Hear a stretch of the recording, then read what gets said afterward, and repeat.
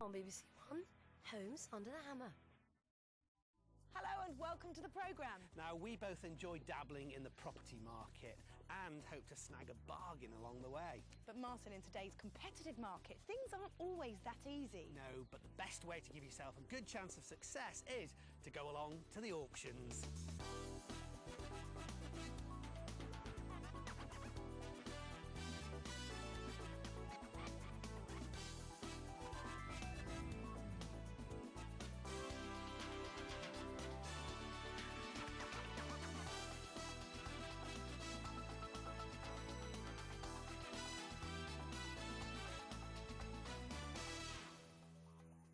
Buying at auction is becoming increasingly popular. Yes, that's because there's no messing around. When the hammer falls, you have exchanged contracts. So let's have a look at the 3 properties that went under the hammer today.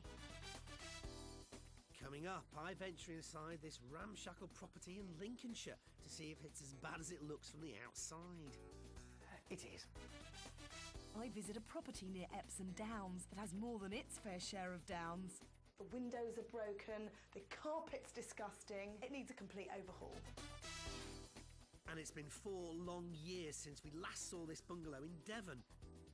Want to know what happened to it since we were last there? You can find out later. All these properties have been sold at auction. We'll find out who bought them and what they paid for them when they went under the hammer. Well, it may well be that you associate Lincolnshire with spuds and sausages, but I reckon it's one of the country's best kept secrets. So when I hear about 3.29 hectares of land and some ramshackle buildings just outside the village of North Somercote in Lincolnshire, I think it's got to be worth a look. It had a guide price of £175,000, and whilst it might be called little paddocks, it's anything but small. No, it's not the white bungalow to my right. It's much, much further down the track than that. Well, when they say ramshackle, you never quite know how bad it's going to be. But from the outside, I have to say, it's not looking good. What we've got here is a 2-bedroom bungalow there, and then this L-shaped barn stroke stable block. Clearly, the roof's shot, the windows are all gone, and the bungalow, well, I don't know where to start. I guess I'll take a look inside. But I'm not holding my breath, I tell you. This place is in a right old state. Well, maybe it's not as bad as it looks from the outside. It is. Oh, in fact, it's worse. It is completely trashed. I mean, somebody's obviously been living in here until quite recently, but we've got damp, we've got the walls just all over the place. It feels horrible. I mean, in the kitchen here, obviously some signs of vandalism, but it's just a complete mess.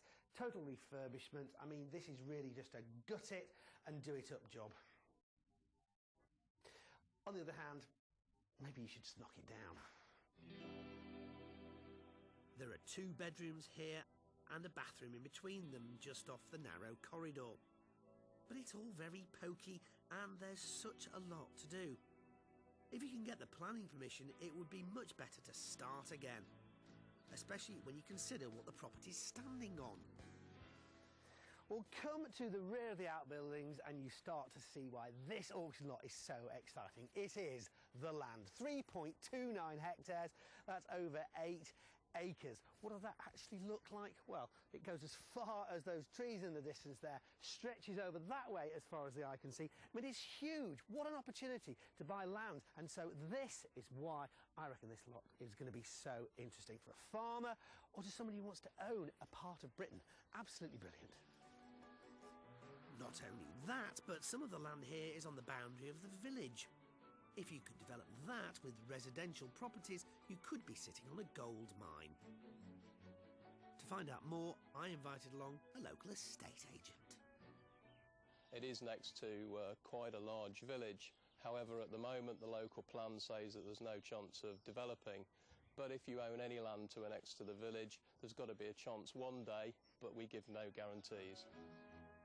So it's not on the cards at the moment, but if you were prepared to hold on to this place in the long term, it could well be worth it. But in the short term, what could a buyer do with it? think it's most likely to be someone who wants to live here themselves. Ideally, they may want to actually demolish the bungalow and get planning consent to build a nice large house. However, if that's not possible with the local planning authority, they could look at extending the bungalow into this building here and creating a large single-storey dwelling that then looks out over the field. So there's the option of developing the existing buildings, but ideally you'd knock them down and start again. But what's the market in this area for a 4 to 5 bedroom property? We're not far away at this property from the towns of Louth and Grimsby. I can see a business person from one of those towns being prepared to drive out here to come to a place that's really special. If the purchasers are able to get planning consent to put a really good-sized house on this property, I wouldn't be at all surprised to see it selling for £450,000.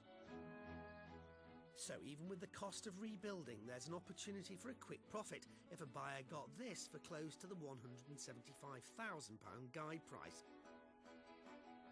A shrewd developer would probably want to hold on to it and get a return on the land as well. Of course, it's that land that's the interesting part of this lot. The buildings, well, you either demolish them and put something in their place or just demolish them. I'm sure it will be interesting to somebody. Let's see who that was at the auction. We move on to lot number 17, which is the Little Paddocks, Conisholme Road, North Somercotes. Where would you like to start me on this? Thank you, madam. 150, I take your bid at 150,000. I'll come to you, sir, for 155, 160, 165, 170. At 175, 180. At 180. Bid is at the back of the room at £180,000. At £180,000. 181. At 181, the bid is seated at £181,000. Once. 181. £181,500. At £181,500. 182. At 182. And I've got another one coming in, 182,500 at the back of the room. You coming back in, sir, at 183,000? The bid is at the back of the room at £182,500. 183. 183. 183,500. Right in the corner at £183,500. Going once at £183,500. Going twice, £184,000. At £184,000, the bid is right at the back of the room at £184,000. Once, £184,500. At £184,500. 185 is much easier to say. Are you sure? At £184,500. Once, twice, third and the last time, selling at £184,500. Gentleman in the corner of the room, thank you. After a marathon auction, the eventual winner was Barnsley-born and bred John, who was there with his wife Janet. I met up with him to find out more about his plans. Phew, John, nice to meet you. That was a bit of a battle, wasn't it? Well, mate, yeah. So why this house then? I don't know. Why not? Good enough. I mean, because it's falling to pieces. How about that for a starter? No. I don't know. We just saw it up for auction. We were passing. We saw it up for auction. And we just went to auction and ended up winning it. So. Right. Now, it's got loads and loads of outbuildings and all that kind of stuff. Was that important to you? Or? No, we thought it was just bungalow and the two garages and this bit of field. We didn't realise a big field here and a big field at back. We didn't realise all that were in. So that's an added bonus, isn't it? Well, yeah. We just thought it was this bit. So, how much research did you do before you bought it then? No. I didn't. Just drove round, had a look, and that was it. Definitely not recommended, folks. Always do your research and read the legal pack before spending nearly £185,000 on a ramshackle property. The sum total of John's research seems to have been to pop in on his way home from visiting family who live in the nearby village. Still, that's something, I suppose. So at what point did you discover that you had an extra... I mean, have you any idea how many extra acres you've got? 6. 6 or 7, something like that. Extra. I didn't realise till we were at auction, and I'm reading it to her, and I said, it's 8 acres, this. And looked at map. I drove onto that field, and wife got on at me, because she said we'd gone onto somebody else's field. I says, no, it's definitely ours, this love. Well, all this might have come as a bit of a shock to John and Janet, but I think he's beginning to enjoy the idea of all that land now. So now that you're a land baron, Yeah. what are you going to do with all this land? I ain't the foggiest. No idea. What about selling them off? Because, I mean, presumably they've got quite a lot of value themselves. You could recoup some of your... No. No? Yeah. Why? You didn't know you were going to have them anyway, so why not sell them on? Well, it's good to have a bit of land, isn't it? Oh, now you've got some! Yeah. Buy a bit more if somebody wants to sell me some, right? So have you done much farming? No. Right. You need to buy a mower pretty quick. Yeah, a big one. I've been looking, but... 8 acres is a big old allotment. And while John is flabbergasted by how much land he has, he does have some ideas for the current bungalow and the land between it and the road.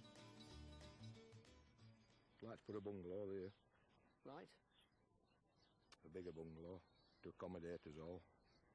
But I don't know about planning.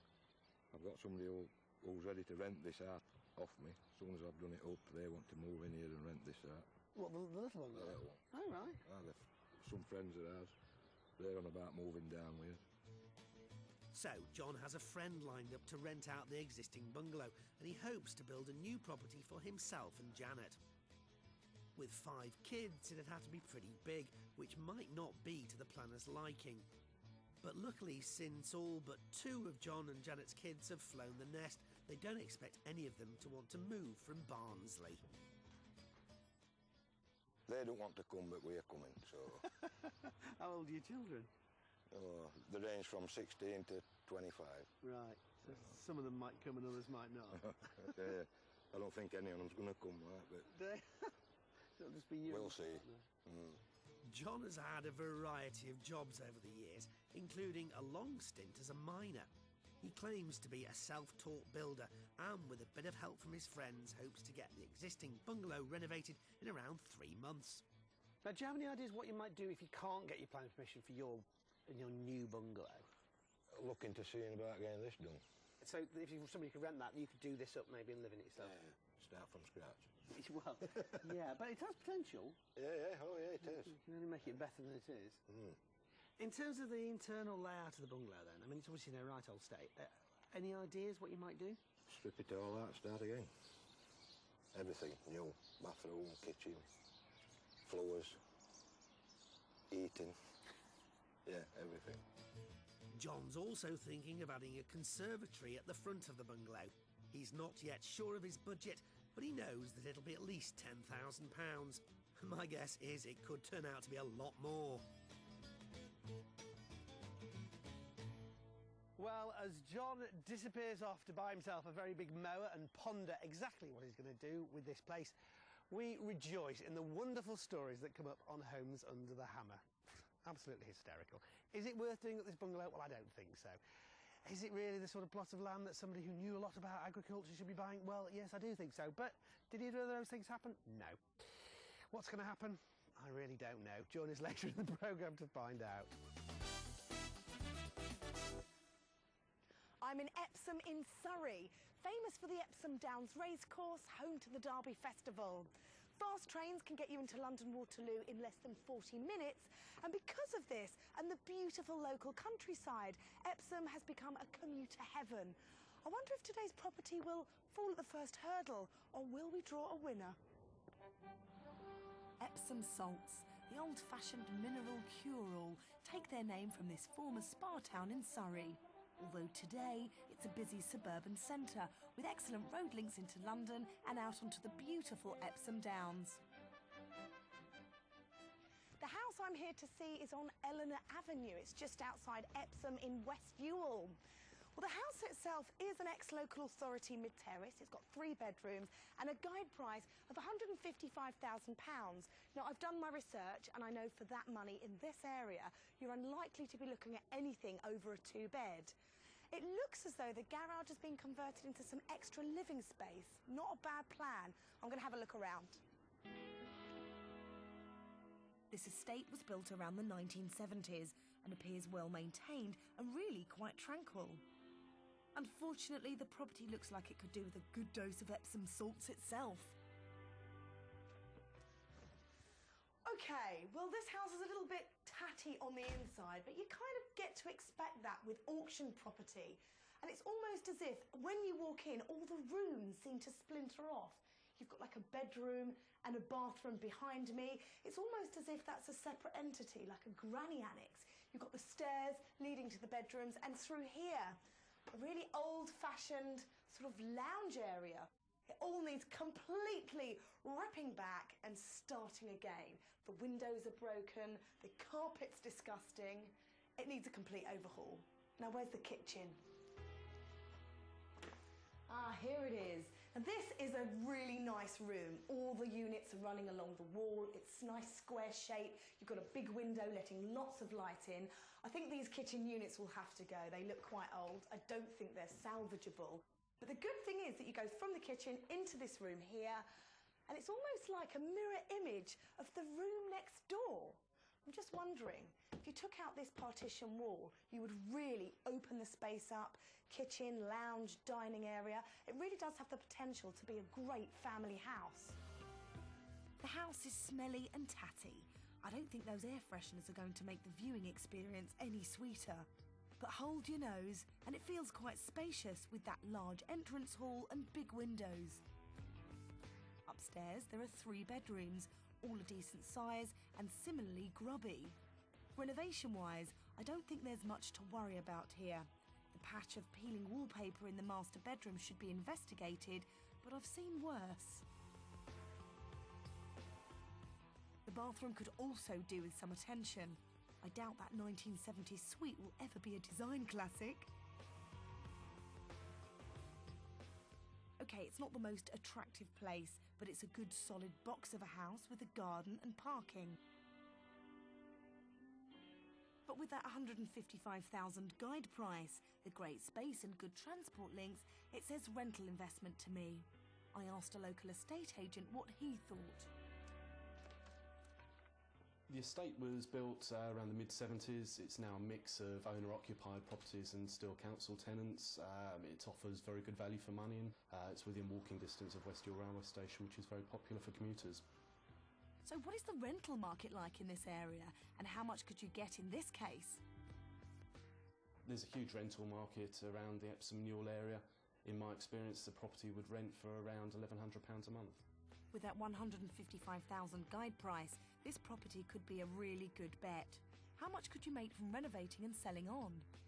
After money has been spent on the property and it's been refurbished to a good standard, I would recommend marketing the property at £225,000. If you picked it up at close to the guide price and could keep to a tight budget here, there's quite a bit of money to be made. The layout in this house needs reorganising, but it's a large 3-bedroom property. It's got 2 bathrooms, a garden, a low guide price. I think it's a great investment. Let's see who agreed in the auction room. Right, lot 37 is Eleanor Avenue, Epsom in Surrey, 3-bed mid-terraced house. Who'd like kick off on this? How much? 150? Yes? Okay, it's worth 150. Trust me. 150, thank you. 150. 155 anywhere. 155, 160, 160, 165, 161, 162, 163, 164, 165, 166. Back to you, 165, 166. If not, 165, first time with you, second time. No, I've got it here, 166 in the room.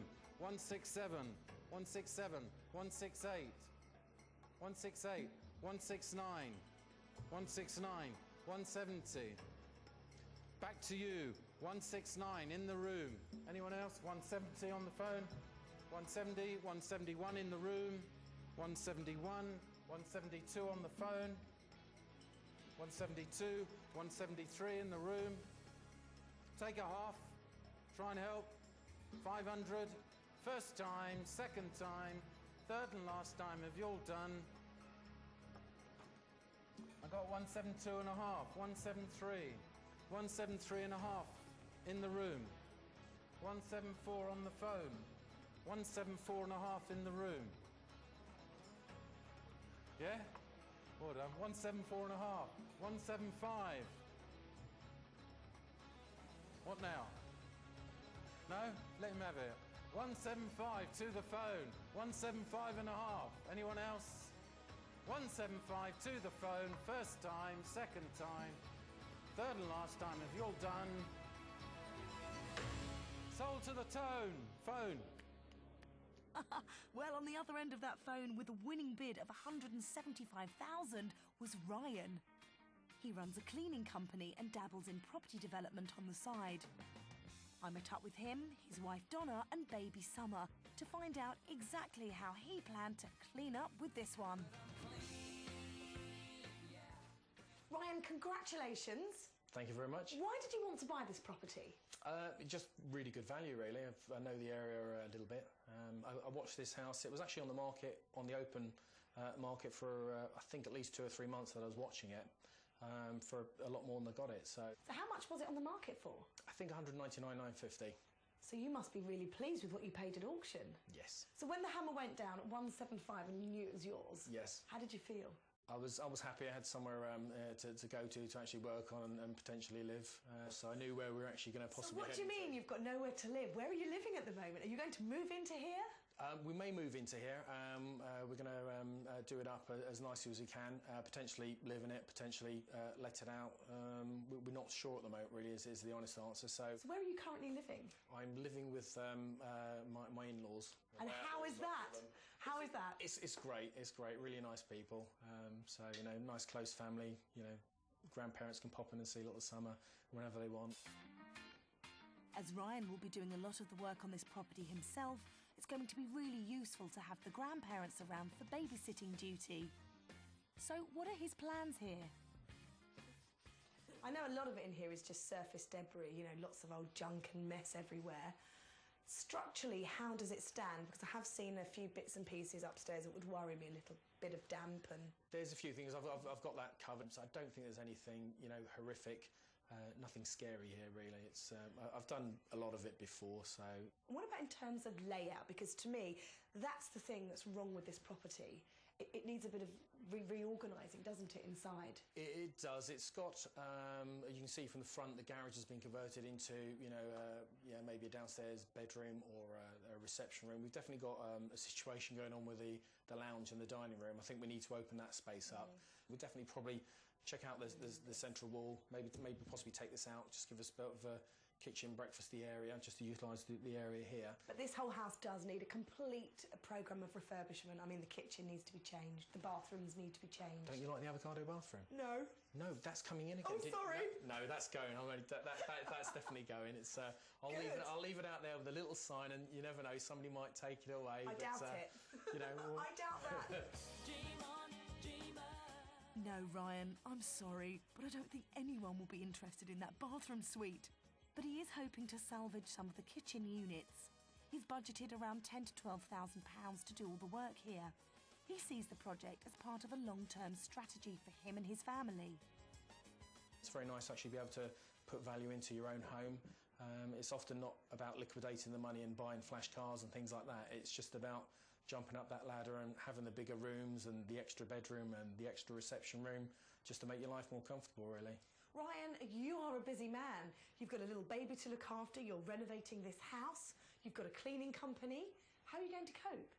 I'm not too sure, but it's going to get a lot busier, actually, because I've got another baby due in about 7 months, so... Wow. Plus 2 more that you haven't seen today as well that are at school at the moment. And what about Donna? How does she remain calm? Well, she does worry a little bit, but I think in every partnership you need somebody to actually worry to rein the other one in, because I could be sort of left to run riot otherwise. So if I was, you know, we didn't have her to worry and show me the pitfalls where I could go wrong, I'd dive headfirst into them. Ryan, this is an exciting project for you, and I'm sure it will look fantastic. Good luck with it. Thank you very much. And we will be back to check up on you. Thank you. Look forward to it.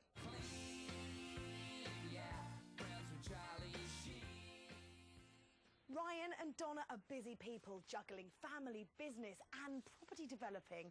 I'm just wondering, when they finish this renovation, will they be tempted to move in themselves? Join me later in the show and you can find out. Still to come, we return to a property we first saw in 2004, and no surprises why it caused a stir at auction. The view out onto the garden. With a cleaning business and a fourth child on the way, has Ryan bitten off more than he can chew in Epsom? It's got a little bit more complicated. We've started up a small catering company. But first, how is John coming to terms with life as a land baron? I just look round at fencing now and shrubs. Back to little paddocks in the Lincolnshire countryside now to find out how Barnsley-born and bred John and his wife Janet are getting on. They bought this ramshackle and pokey two-bedroom bungalow together with its stables and other outbuildings for £184,500 at auction. They planned to do it up either for themselves or for their friends to rent. But they were flabbergasted to discover that the property also came with 8 acres of land. John had no idea what to do with it, except to buy a new mower. So, 3.5 months on, how have his plans developed? It looks like John's been hard at work, because there are now new gates and fencing on the property, and a brand new conservatory on the bungalow. Inside, everything's changed. There's a brand new kitchen. A big feature fireplace in the living room, which now leads off into the new conservatory. There's a bit of work needed here to finish things off, but that should really help to open this room up and bring in more light. Down the hallway there's a brand new bathroom, and the bedrooms have been transformed with new walls, cupboards, heating, flooring, ceilings and electrics. You name it, John's done it. How difficult was it to get this place into its current state? Hard. It's been hard. But enjoyable. I've had a good brother-in-law and I've had a couple of good friends. They've all just come down and helped out and been brilliant. Absolutely brilliant. It seems like it's took us 12 months and really it's been about 3.5. But we've got there, like. Big difference, big change. It certainly is, and that's not the only change, because John reckons he's lost around 3 stone in weight from doing all the work around here. But not everything has gone without a hitch. We had a few snags with these cupboards. When we fitted them, cupboards were out here, so we had to take 20 mil off all backs of them cupboards to move it all over. It's turned out pretty nice. Little snags, as in cooker.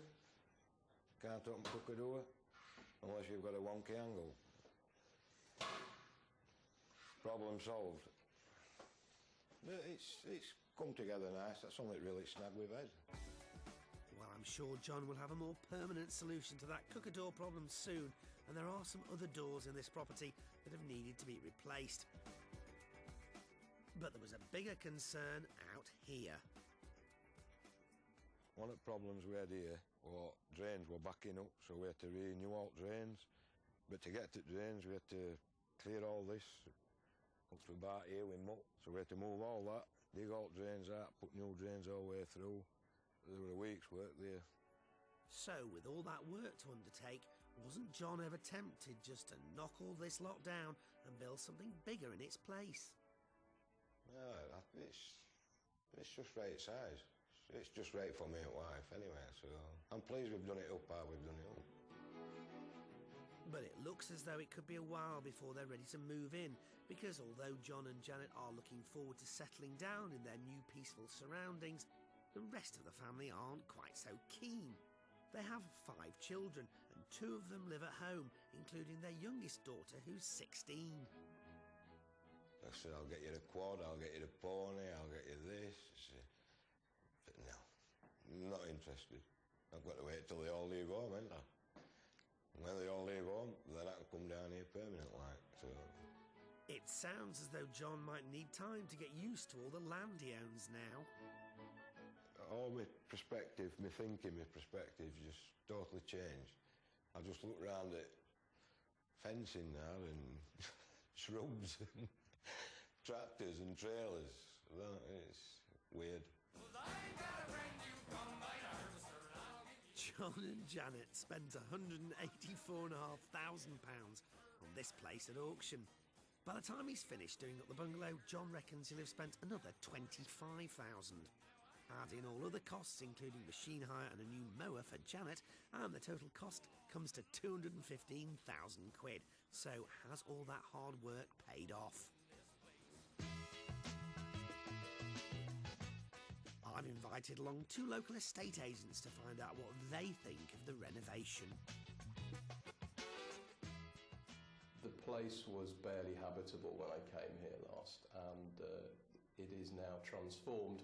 Still a little bit of work to do, but I can see it's going to be finished off in the next month.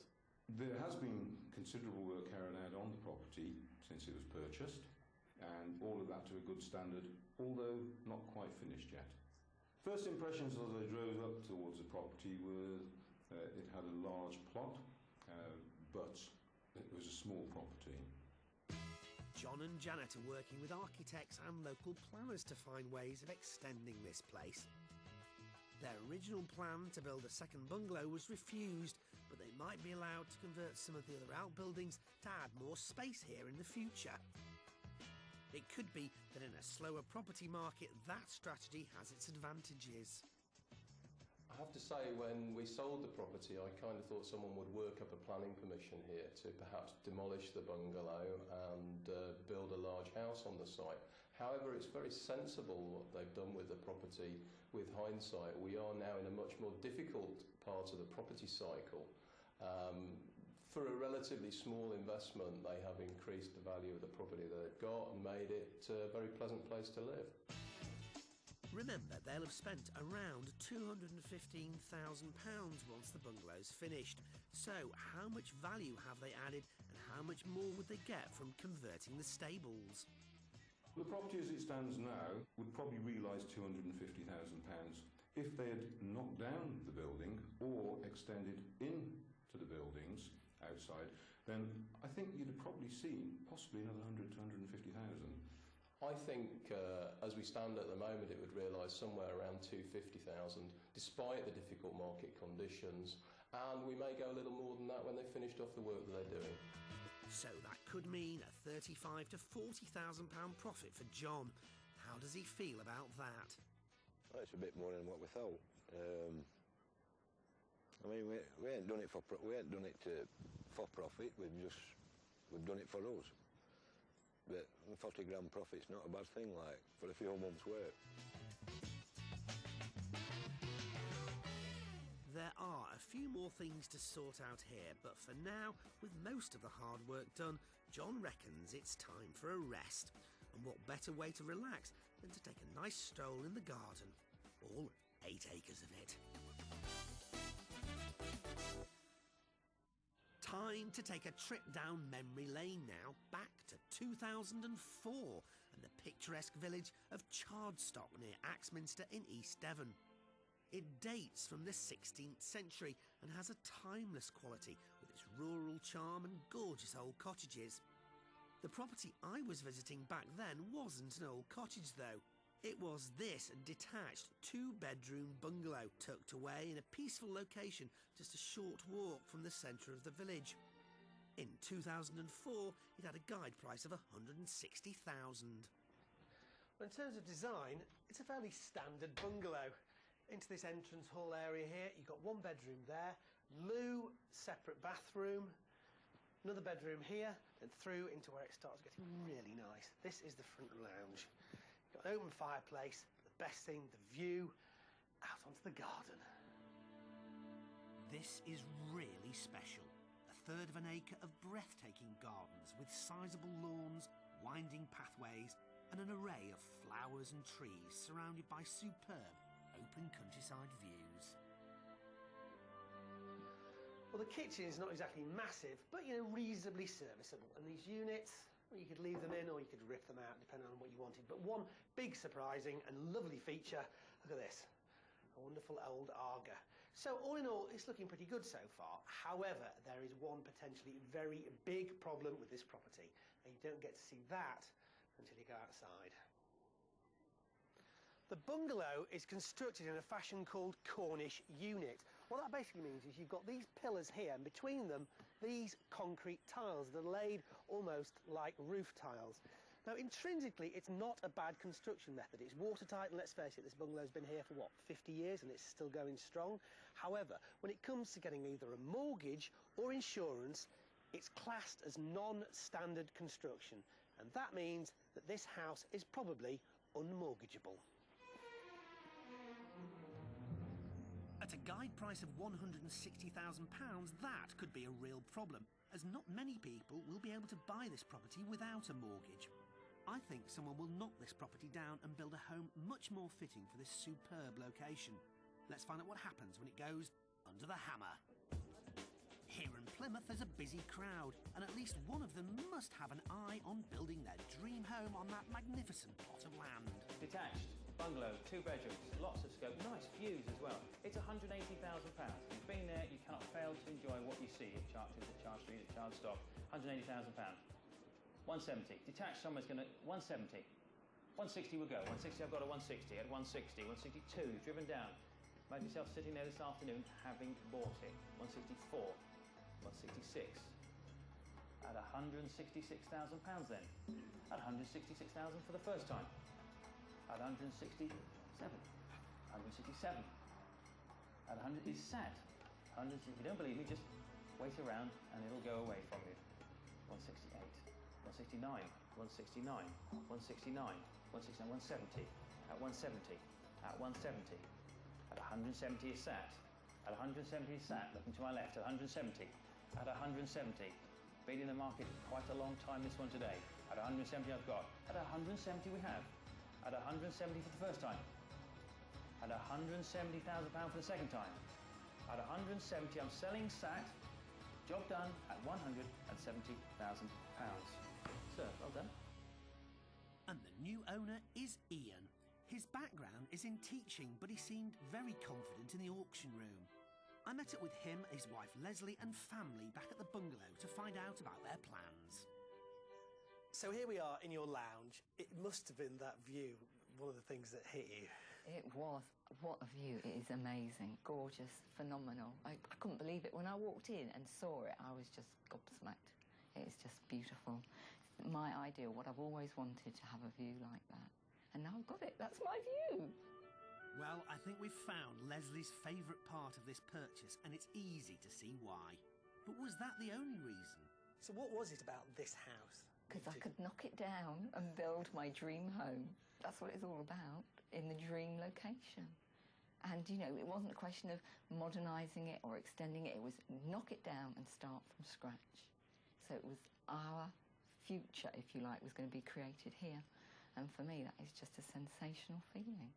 For Ian and Leslie, this property is not an impulse purchase by any stretch of the imagination. They've been waiting quite a while for their ideal spot. A long time, 15 or so years we've been looking for a site. 15 years you've been waiting? Yes. Yes. I thought I was going to die before we actually achieved this, but we've done it. We've done it. Planners permitting, we should achieve our goal within the next 12 months, we hope. So, what are you planning to do? We're planning a 4-bed detached property on the site, double garage, hopefully with split level. To give the place a bit of character, a bit of interest. And also want it to be in keeping with the village, you know, have a village look, whether it's made from stone or part render or something, but we want it to look villagey, almost as though it's always been here. Yeah, I mean, the kids have been won over by the place. I mean, initially, from telling them that we bought it, they were quite a bit coy about, is this the right sort of thing to do, right place to come? They visited the site, and as soon as they saw it, they loved it. Yeah. They could see that there was something about this place that's quite magical. But beneath this tranquil and magical garden lies a real problem. There's a water main that runs right through the plot. Could this be yet another problem to drain the budget? So what about the costs? Any idea of budgets and timescales?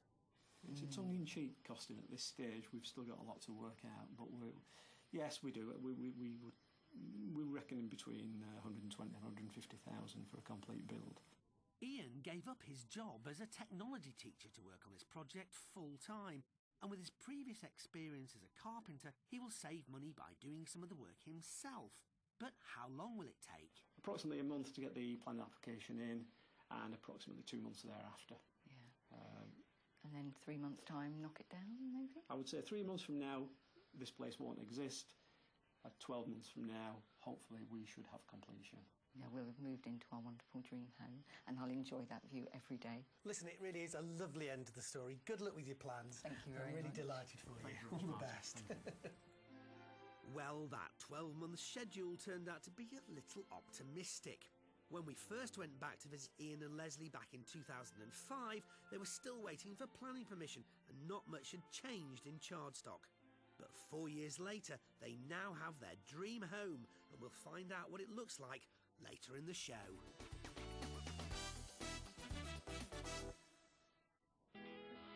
But first, it's time to check on the ups and downs in Epsom Downs to see how Ryan is getting on in that 3-bed mid-terrace ex-local authority house. He bought it with a telephone bid of $175,000 and planned to spend $10,000 to $12,000 sprucing it up and reorganising that awkward ground floor layout.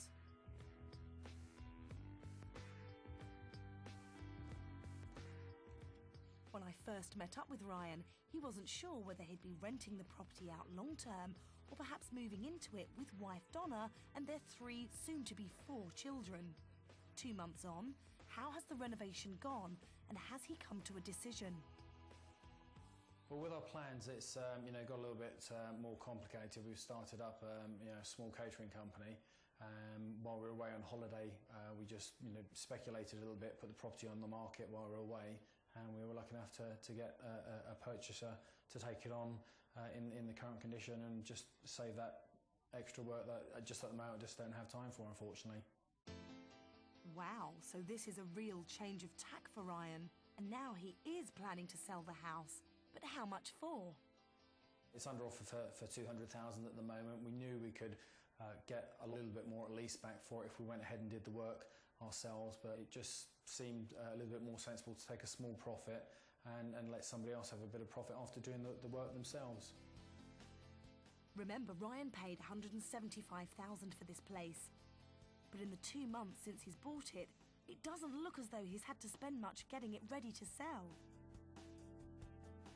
Upstairs, as with downstairs, all we needed to do was just really clear it out, tidy it all up, get rid of the carpets and the underlay, a few bits of furniture and things, and that's it, just all cleaned up, ready to go really. If we were taking the project further, probably things we would have had to do would have definitely put a new bathroom suite in.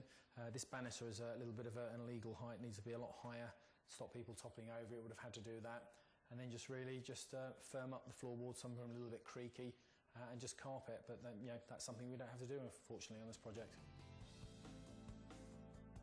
Although Ryan also runs his own cleaning company, he's done most of the work here himself, with a little help from Donna and the kids. The majority of his time has been taken up with getting rid of all that junk. But when I first came to view this place, there were 1 or 2 other issues that were a concern. There was some damp in the front bedroom. It was a couple of slipped tiles, so I just went up there, really simple, 2-minute job, just slotting the tiles back into place, and that was where the water was penetrating through. The gutters were full of soot and silt. They were overflowing and cascading down onto the soffits. Did a bit of superficial repairs to the soffit, scraped off the old paint, and just put a bit of undercoat on there and spliced in some new timber where the bits were rotten. So rather than go the whole hog here, Ryan has left most of the upgrading and restructuring of the ground floor layout to the next buyer. As he sees it, that will give them the opportunity to add some value. You've got to be happy sometimes with a little bit of profit that you've got in your hand, rather than what you could possibly get down the line, being greedy. I mean, it suits our purpose very well to get out of the market for this property, and good luck to somebody else. Somebody else, has to earn a little bit of money and get some value into the home as well. Ryan spent $175,000 on this property, and once stamp duty and his other fees have been taken into account, he reckons he'll come out with a profit of about £10,000 to £12,000. But how much would he have made by renovating the whole place? Was accepting that £200,000 offer the right thing to do?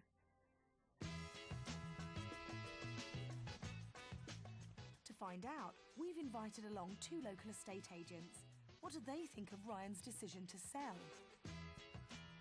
Since last visiting the property, the housing market, in my opinion, has probably fallen by between another 5 and 10%. I think 200,000 is probably a fair price at the moment. If they'd held out longer, they may have got a better price, but as I say, to take the money and run, I think is probably a very good idea at the moment. I think his decision not to do the work was very wise at the moment. For the amount it would have cost to actually renovate the property and then sell on, he probably wouldn't have made the money back. So it looks like, given the current market conditions, Ryan's decision was wise. Sometimes it's worth doing the job, sometimes it's not, and in this case for myself and my circumstances, it turned out to be the right move for us to let the property move on. What about the new owners? How much will this place be worth if they spend a bit of money doing it up? I think if the owners had carried out the work themselves, the property in the current market would be worth about £220,000. This is about £5,000 less than when I valued the property originally 2 months ago. If you'd done the work on this property, £235,000 is the most you could achieve. But to achieve that £235,000 figure, you'd probably have to spend around 30 grand on it. With the market falling, well, that may not be a good idea at the moment. But Ryan's buyer is looking to renovate and live here. So, over the long term, there is a good chance the value of the place will rise again. I got lucky, really, that the right person came along at the right time. I just hope, they take the house forward and enjoy the house, and at the same time, they've got a little bit of value they'll be able to build into it, and we've got a little bit of profit to move on to something, hopefully, later on for our next project.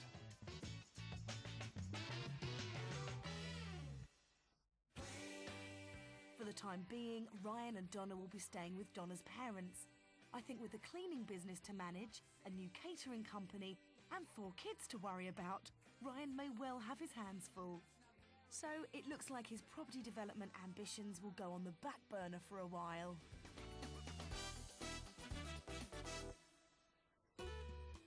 Earlier in the show, I travelled back in time to 2004 and the lovely village of Chardstock in East Devon. Dreams are dreams. It was a time before credit crunches, when dreams were dreams and the property market was, well, different. Back then, former technology teacher Ian and his wife Leslie had bought this rundown property for $170,000 at auction. But it wasn't the bungalow itself they fell in love with. What was it about the place that you I could knock it down and build my dream home. That's what it's all about, in the dream location. Dreams are dreams, and all this living so much harder. They hoped that this was the end of a long search. 15 or so years we've been looking for a site. I thought I was going to die before we actually achieved this, but we've done it. Planners permitting, we should achieve our goal within the next 12 months, we hope. But the seasons came and went, and it took a bit longer than 12 months. They've had to make a lot of sacrifices to get their dream home, but Ian and Leslie finally moved in a few months ago. Now, 4 years later, we're back to see what they built. And wow, where there was once a bungalow, there is now a fabulous 4-bedroomed house. But to do all the groundwork to get that dream home, one of the sacrifices Ian and Leslie had to make was losing that beautifully cultivated garden. Thankfully, the view across the valley is still every bit as gorgeous as it was back in 2004. But has the 4-year process meant it was less of a dream and more of a nightmare? Well, if I'm honest, nervous breakdown, aged dramatically, thought life was coming to an end. But now it's absolutely fantastic, and I just can't believe how lucky and how wonderful our home is. So Leslie, nervous breakdown and all, feels that it was worth it. And when you come through Ian's handcrafted front door and step inside to look around, you start to see why. It's not so much a bit, it is the sense of space, tranquility.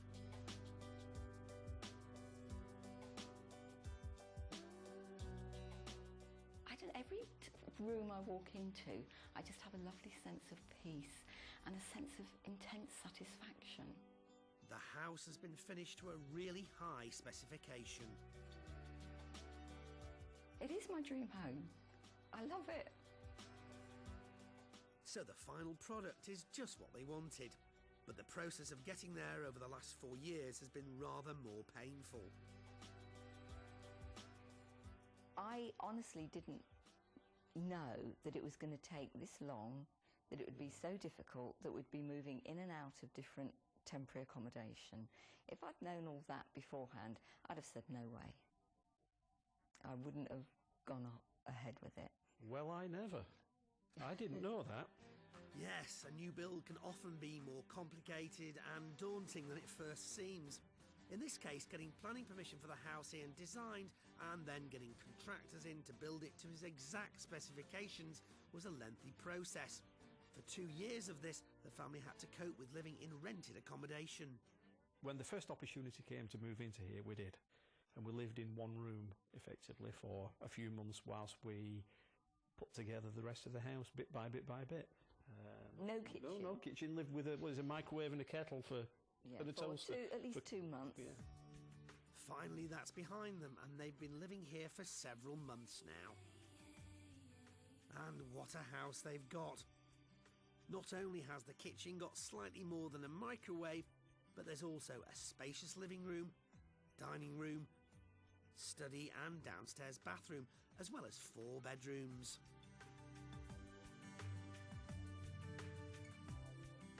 Two with ensuite, and a family bathroom. But if the parents thought all the upheaval was worth it, what about their 2 sons, Edward and George, now all grown up? We've been moving around quite a lot to get here, because my dad's always wanted to do it, so we've just gone along with what he says, really. And I don't mind, because it's quite nice, like, you hear about people, like, going to one school and then go to just 2. We've been to, like, 6 or 7. So, after 6 schools, a 15-year wait to find the plot, many months in rented accommodation, and yet more living in just one room, the family have finally got their dream home, with all the space and mod cons they wanted.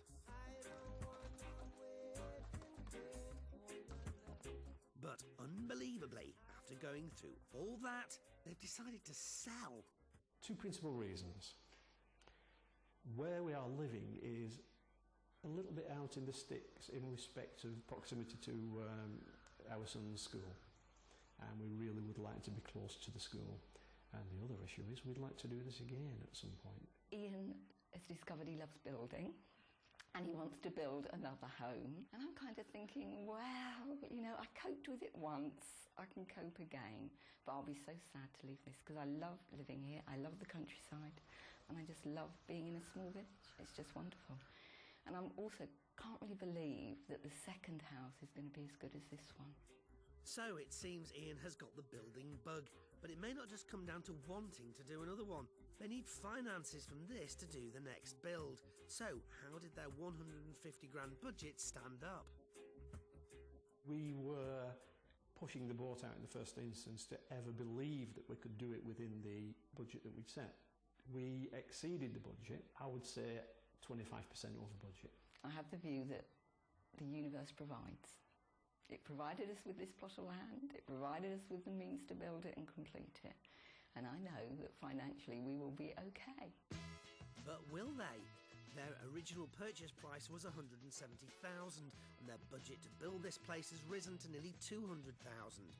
Then there's the rented accommodation and moving costs to factor in. So they'll have spent over £400,000 and 4 years to get to this point. They've put the house on the market for $685,000. What are the chances of getting that? This is a really interesting contemporary style house. The new owners have made it very modern, ultra-modern internally, but it still, as you can see, has got external character so that it blends in with the village, and it's on a really good-sized plot. The best house in Charlestock is how I'd sum it up. It's so traditional, so classical, with a blank canvas for the garden, and the view and the cricket pitch round the corner. It's a wonderful space. But even if the agents like this house, is that £685,000 price tag realistic? These houses, I think, seem to be valued in £50,000 chunks. So it's either going to be 650 or 595 to get it away. It's a very individual village house, and Charlestock is a popular village, but nevertheless we are in a very difficult market situation, and this, as a very individual house, it's got to find that one right purchaser, but in today's market conditions it could be difficult.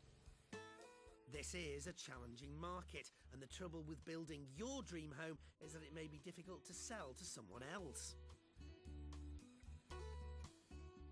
This bungalow, formerly known as Chartres, now called Old Priory Meadow, could soon belong to somebody else. How does Leslie really feel about that? Eventually, I always knew we'd have to sell it because I was hoping I'd be like 85 and have to move somewhere smaller. It's just that it's come round much quicker, and the next place we go to will hopefully be as wonderful as this. The place is fantastic. The house works. But I'm looking forward to doing another one and doing it better. This is great, this is good. There's better to be achieved. Dreams are dreams, and all this living's so much harder than it seems. But girl, don't let your dreams be dreams.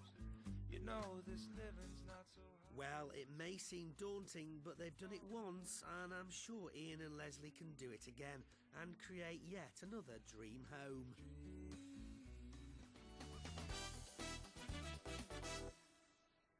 Well, there's another set of property owners who've experienced the highs and the lows of buying at auction. So join us next time for some more auction action on Homes Under the Hammer. See you then. Goodbye. A horse defines today's property search. In To Buy or Not to Buy after the BBC News headlines next on BBC One. And an incredible family history in today's Cash in the Attic at 11:45.